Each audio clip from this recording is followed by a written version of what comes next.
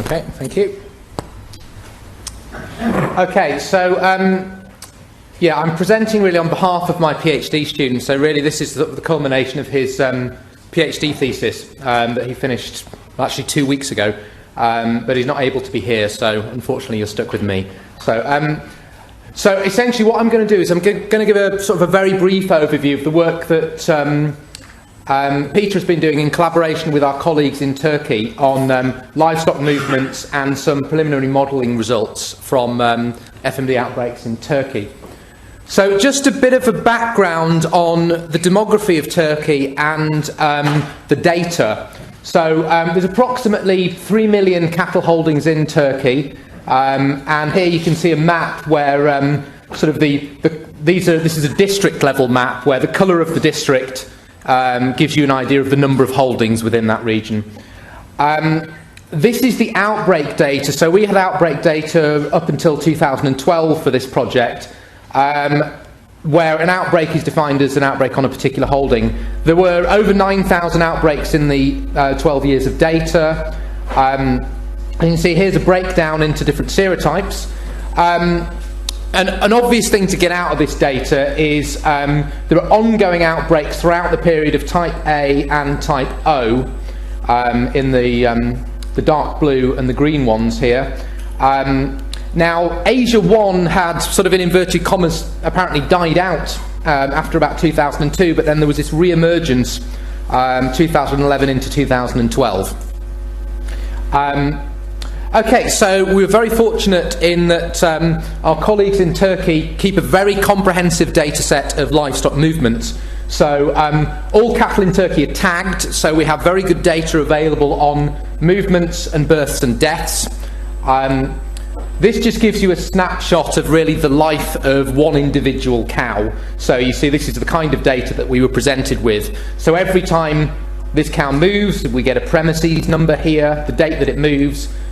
So this is obviously when the cow was born onto this premises, and then it moves from this holding to this holding on this particular date, and so on all the way through to its death. So very detailed data.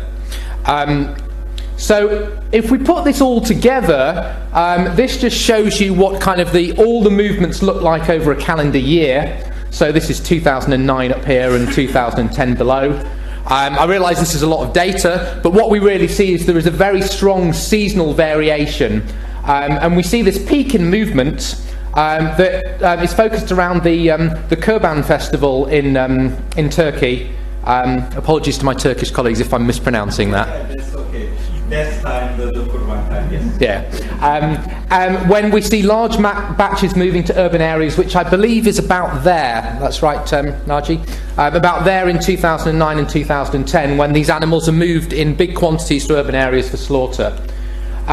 If I zoom in on one snapshot, I can see the weekly variations where you can see that there's very few movements on the weekends and much more during the week. Okay, now just to show you what it looks like spatially, so again a similar map of Turkey on the district level, and here the colour of the district gives you an idea of the number of movements originating in each particular district. And you can see there's certain regions, I believe, I was feeling a little bit nervous with someone who knows it a lot better than me in the audience, but Eastern Anatolia, is that correct? Yeah. Eastern Anatolia and the Aegean regions where we have a lot of out movements, and other regions such as southeastern Anatolia where there are a lot fewer movements moving out. Very spatially heterogeneous. And we see the same thing when we look at movements into districts, that there's clearly a lot of movement, a lot of districts that are receivers, and some regions, again, southeastern Anatolia down here, which don't appear to be that involved in the movement network. Okay, so really what we want to ask is, how do we actually establish risk of transmission in this movement network? And what we can do using this data is we can look at communities. So can we build up regions within Turkey that actually are more likely to be contacted, to make contact with one another, and it can give us an estimate of risk. So for instance, we may have a network of holdings which are very randomly connected, or as we move through, we may actually start to see more clusters within the movement network where there's more likely to be movements between them. So as we move from the left to the right, we can see that there are stronger communities coming through. So in this one, you would see, in this very theoretical example, there are 3 communities, where within a community there's much higher risk of transmission and less between communities.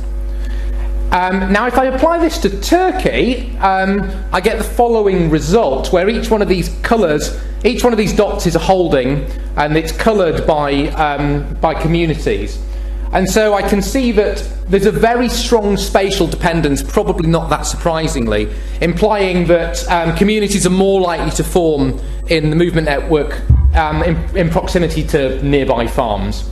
Now, if I just sort of draw polygons around that, and I've numbered them so you can see what the communities look like. Now, the interesting thing here, I said it's mostly spatial, but there are actually some disconnected provinces which actually are in the same community. So this implies that there's a much greater transmission risk potentially between Ankara and Erzurum. Is that correct? I'm doing well, I'm getting them correct so far, which are connected to one another. And there are also some communities which actually have an overlapping in space, so there's potentially high transmission risk. So this could potentially help us target surveillance and provide a basis for movement control, which I'm going to talk about now. And we could use this to target high-risk regions for future spread. So this led us on to thinking about a disease model where we could try to characterise spread. So we started by thinking about what happened within individual epi-units. So we're treating cows within a unit individually. So again, this is a very standard epidemiological model. Animals can be susceptible, they can be exposed, they can be infectious, or they can recover. And we can fit this model to outbreaks within an epi-unit. So this is just a snapshot from one particular epi-unit in Turkey. And you can see over the period from 2010 through to 2012, there were 3 outbreaks on this epi-unit, given by the blue bars here. We also have information on reactive vaccination, which we can see coming in here, which clearly apparently appears to have an effect of damping down the outbreaks. And in red, we can see what our model prediction would be fitting to this, of what the epidemic profile looks like within an epi-unit. So this is quite promising. And we can use this to scale up to look at transmission between farms. So just to give an idea of how it works as a sort of a graphical picture, each epi-unit would have a number of cows. We know from the movement data you can have a movement between epi-units, and so the cow moves there. And then you might have other movements from this new epi-unit onto and off other farms.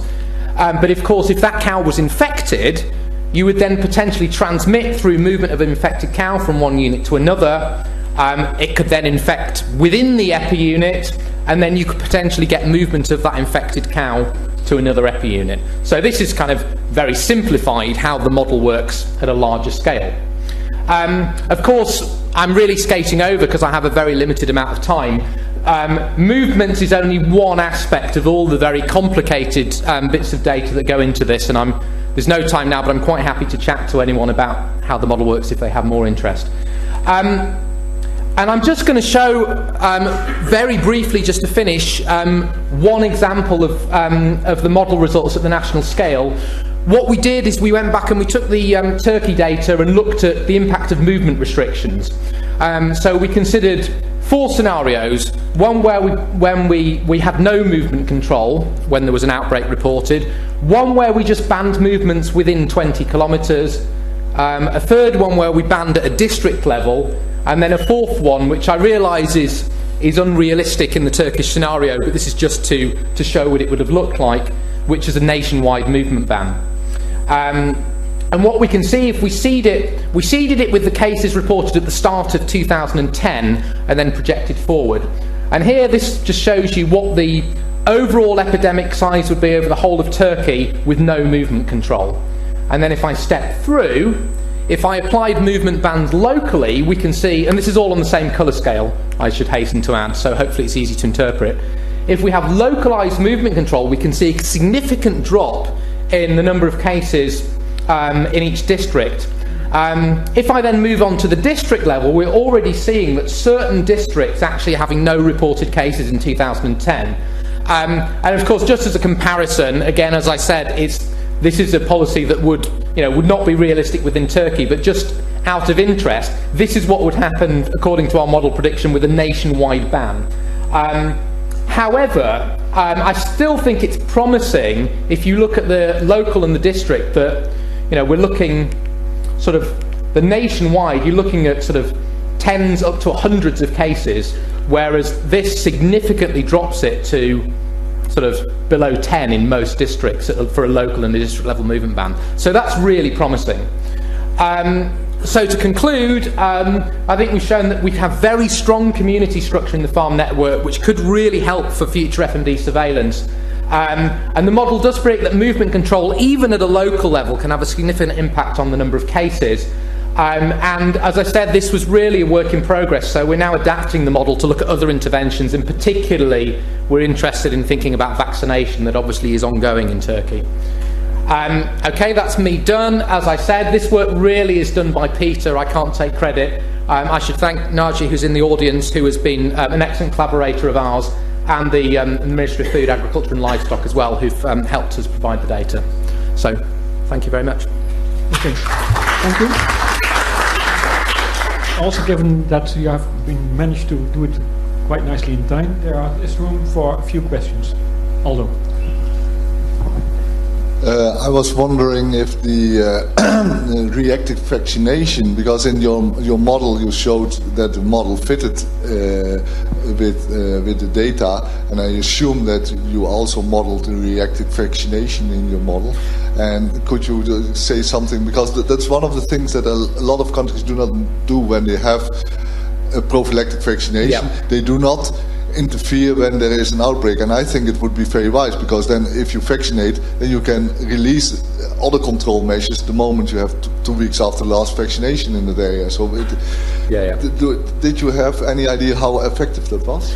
So we have I've very much skated over this, but in the within EPI unit model that I showed very briefly, one of the parameters that we did fit was efficacy of vaccination and this time delay to immunity. And we do see there's a very strong indication that this is severely damping down the outbreaks in the local region. We haven't gone yet to translating this to the national scale, so we've really only looked at when there is a case report, we would apply this vaccination within EPI units and say fit that to the data. We haven't looked at larger scale reactive vaccination to look at the impact of that. At this stage, we've only looked at movement restrictions, because I agree it's clearly very important, and it's something we don't have a great understanding of yet, but it's very much the next step that we want to start to include into the model.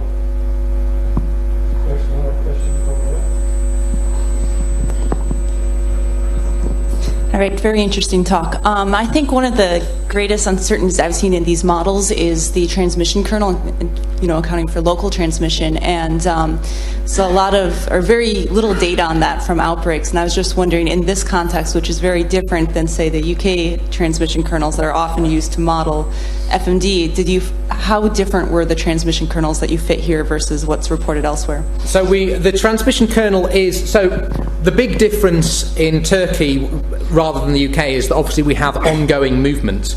So in the UK scenario, when there's cases reported, livestock movements are banned nationwide. So the distance kernel is fitted, which takes into account all of the forms of transmission. In this model, we have two forms of transmission. We have transmission via movements, which uses the movement data that have been provided by our Turkish colleagues, and the dispersal kernel is fitted to the outbreak data. So it doesn't take UK parameters and uses the same kernel as the UK, it's fitted to the case reporting. So there's flexibility in the framework that you could potentially have a much wider dispersed kernel or a much more local kernel. And what did you find?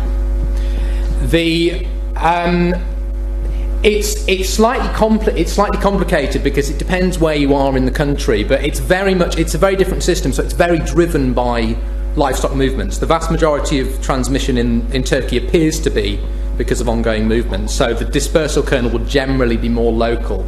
The issue with the UK scenario is that I said that movements are banned officially, but you get some long-range transmissions, and there was the perception in 2001 that was some level of illegal movements going on that could potentially have given you a slightly longer range kernel. So given that we have the benefit of having the movement data, this sort of shifts the local spread kernel to be more local, if that makes sense. Great, thank you. Okay, thank you. Thank you Okay, for your no worries, thank you very presentation. Small hand. And then we quickly move